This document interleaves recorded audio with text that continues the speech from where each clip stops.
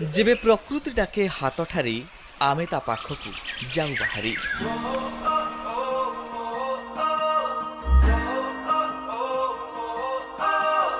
केबे कोरापुट कॉल करे तो केबे मालकानगिरी मेसेज पठाए।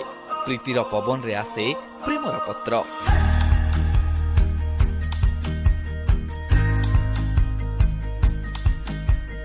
प्रकृतिर अतिथि साजिबाकू आसे निमंत्रण। आमे आसुछु कहू से अपेक्षा करे। स्वागत करिबाकू सबुज रंगर साड़ी भी पिंधे। रास्ता सारा बुणी दिए बणुआ महक। कला मचमच रास्ता रे कोरापुट करे कुहक।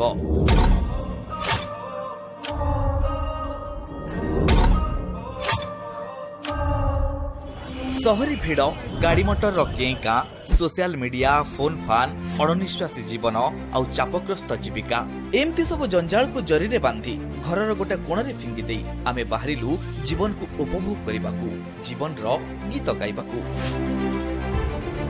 कोरापुट रे पाद थपु थपु स्वर्गर अनुभव पाइलु। प्रकृति को पाखरु पाई जीवन को ढेर सारा उपभोग कलु।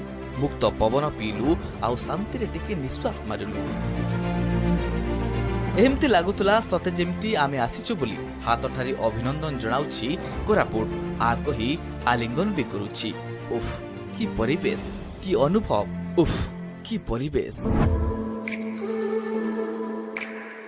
रास्ता सारा सेल्फी, बाटबाटिका फोटोशूट रो निशा आमको नहीं आसिला पानी रो छाती उपरकू। गुरुप्रिया ब्रिज, ब्रिज उपरे गंभीर आकाश आउ आकाश मार्गरू आमर मजामस्ती को तोली धरुथला कैमेरा।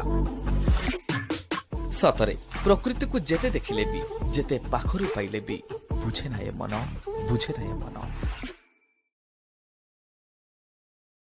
क्योंकि चारों तरफ पहाड़ी एरिया है और आवाजाही इस रोड के अलावा बिल्कुल भी नहीं है, तो शाम के वक्त यहाँ आना जाना थोड़ा दुर्लभ हो जाता है, क्योंकि यहाँ संवेदनशील इलाका होने और नक्सली गतिविधियां बढ़ने की वजह से सरकार और प्रशासन यहाँ आने वाले लोगों को शाम को आने के लिए मनाही करते हैं। इसलिए जब भी आप कभी उड़ीसा होते हुए आंध्र प्रदेश जाएं और इस एरिया से निकले यानी विजयनगरम या कोरापुट से, तो बिल्कुल सावधानी के साथ जाएं। शाम ढलने से पहले पहले अपने गंतव्य स्थल की ओर निकल लें, क्योंकि ये न केवल संवेदनशील इलाका है बल्कि नक्सली एरिया होने की वजह से यहाँ पे जान माल का खतरा भी रहता है।